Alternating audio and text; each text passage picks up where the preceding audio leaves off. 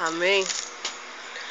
Então, eu estava falando no vídeo anterior que eu perdi, que nós os evangelistas, nós não temos a missão de condenar alma nenhuma. A nossa missão é de falar da palavra de Deus, de pregar o evangelho de Deus para quem? Para os pecadores, para as pessoas apostatas, pessoas que não creem em Deus, para uma apostasia. Amém? Crendo que Deus é poderoso para convencer aquela alma de que ela está errada, de que ela pode voltar para Deus. Essa é a minha missão. Amém? De falar de um Jesus que tudo pode, que tudo sabe, qual o desejo do coração de Jesus Cristo para o mundo? É salvar, é perdoar, é libertar. Conhecereis a verdade vos libertar de quem, irmã? Do poder de Satanás, do poder do pecado. Quem tem o domínio do pecado? O diabo. É libertar dele a nossa alma, o nosso corpo, o nosso espírito. Amém? Só que ele só faz isso na vida de quem crê, de quem deixa ele trabalhar, submeter a palavra de Deus.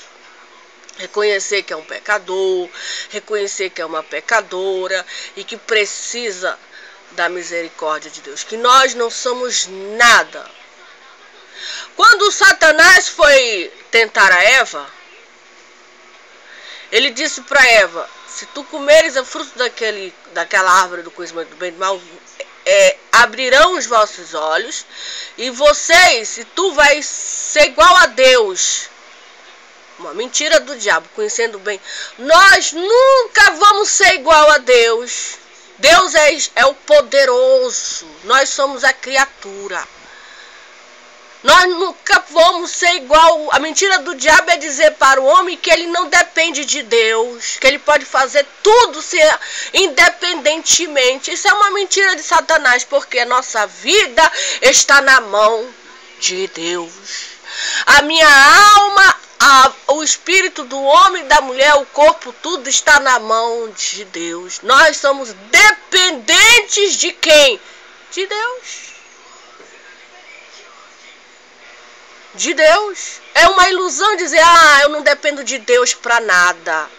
Eu faço isso, ela é o Deus dela mesma. Eu faço isso, eu faço aquilo, eu crio isso, eu crio aquilo, eu fiz isso, aí fica se autoglorificando. E não é nada disso.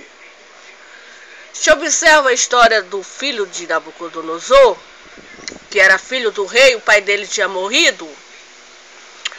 E aí ele fez uma festa lá no palácio, o Daniel estava vivo, ele pegou todos os utensílios de Jerusalém, fez uma orgia, uma festa com as mulheres, etc. Ele era o filho, era o nome dele Belsazar. E aí diante daquela festa apareceu lá a mão de Deus escrevendo lá umas palavras que ele não conhecia. Ele ficou atônito, ficou desesperado, queria porque queria que alguém decifrasse, queria porque queria, e meu Deus, o que... Aí Daniel é revelado e decifra aquela palavra, aquela frase, dizendo: embora tu soubesse que a tua vida estava na mão de Deus, tu não glorificou a Ele, tu não exaltou a Ele, pelo contrário, tu ofereceu sacrifício a outros deuses, etc. Pesado tu foste na balança, e tu foi pesado na balança de Deus, e foi encontrado em ti. Passado foi o teu reino. Morreu naquela mesma hora. Nós somos pesados na balança de Deus. Amém. Nós, todos os mortais da terra, somos pesados na balança de Deus. O que é pesado? As nossas obras. Enquanto eu tenho vida aqui, eu tenho que dizer: Jesus, tem misericórdia de mim. Tem piedade, me ajuda. Então a vontade de Deus é que o homem e a mulher creia que Jesus Cristo é o Salvador do feiticeiro. Eu estou falando para feiticeiro aqui, estou falando para macumbeiro, mas Deus ama essas almas. Eu tô falando para idólatra, eu tô falando para prostituto, para prostituta. Eu tô falando para fornicador, eu tô falando para assassino, pessoas de pecadores, o mundo caído. Sodomita, Sodoma. O apóstolo Paulo, ele pregou o evangelho de Deus para os piores pecadores do mundo. Para os piores pecadores, mas ele foi lá e disse: arrependei-vos, convertei-vos, porque é chegado o reino dos céus. Jesus pregou o evangelho para as cidades que iam ser destruídas, como foi Sodoma e Gomorra, porque viviam em pecado. Jesus foi lá pessoalmente e disse: Tiro! Ai de ti, Tiro! Ai de ti! Ai de ti! Porque se em Tiro fizesse os sinais que em ti se faziam, eles se arrependeriam com jejum e pano de saco.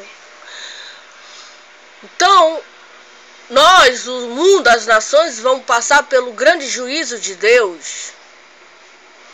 Jesus, eu falei, eu não me escondi. Eu não fiquei com medo, não. Eu enfrentei. Eu falei que tu é o caminho, a verdade e a vida. E que ninguém vai ao Pai senão por ti. Amém. Ninguém. E aqui, publicamente, claramente, nós estamos falando que a gente confia em quem? No Senhor Jesus Cristo. Quem é esse Senhor? É o Senhor da Bíblia. O Deus de tudo. O Deus do fôlego, da morte, o Deus da vida, o Deus que criou até o inferno por Satanás, porque ele disse: o inferno foi criado para Satanás, foi criado para o Satanás. O inferno foi criado para quem? Para Satanás. Foi ele que fez o inferno, não foi para mim, não, foi para Satanás, porque o Satanás é o inimigo de Deus. É ele o inimigo de Deus. Ele é o inimigo de Deus. Então, assim diz o Senhor: aonde está a carta de divórcio da vossa mãe, pela qual eu repudiei? Ou quem é o meu credor a quem eu vos tenha vendido? Eis que por vossas maldades fostes vendido, e por vossas prevaricações a vossa mãe foi repudiada. Por que razão viu eu e ninguém apareceu? Chamei e ninguém respondeu. Tanto se encolheu a minha mão que já não possa remir? Ou não há mais força em mim para livrar? Eis que com a minha repreensão faço secar o mar. Torno os rios em deserto até que cheiro mal os seus peixes, pois não tem água e morre de sede.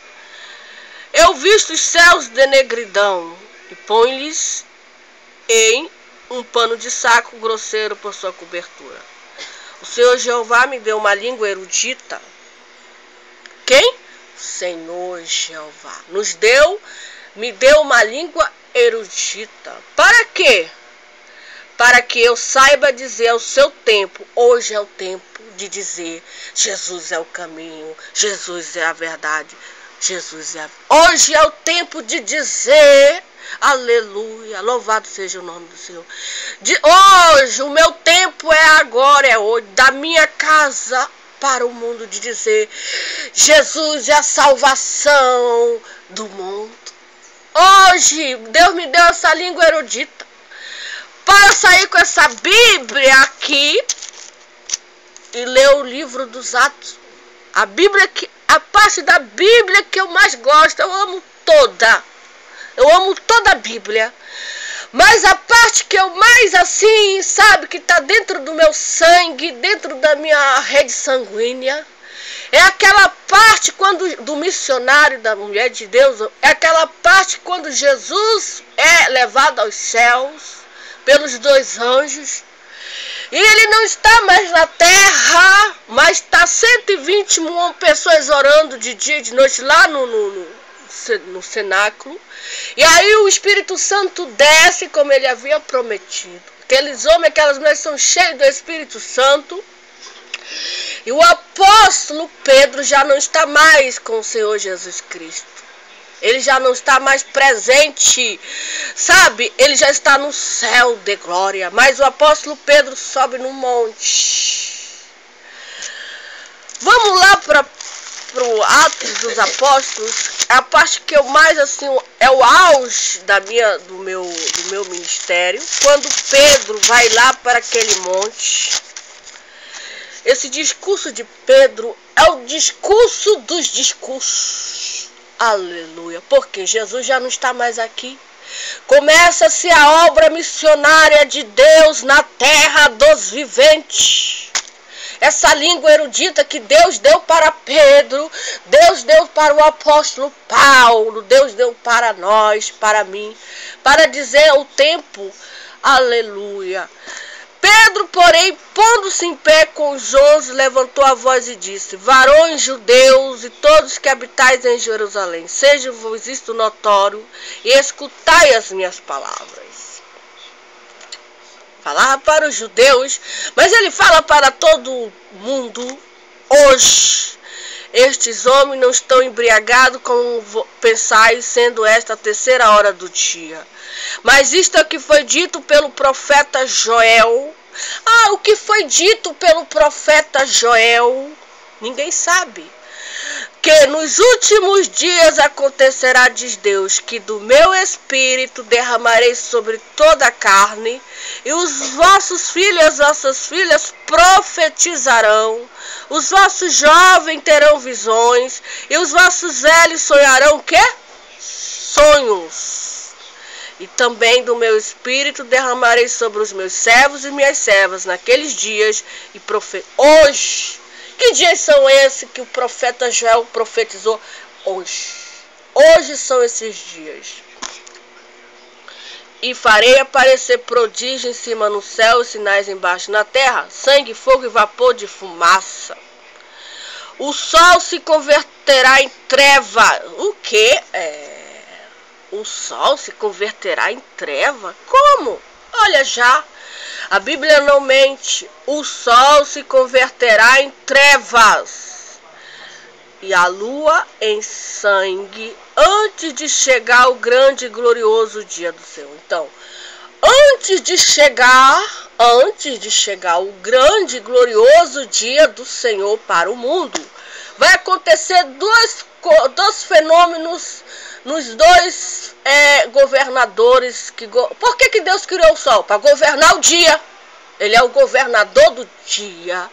Por que Deus criou a lua? Para governar a noite. Ele é o governador da noite.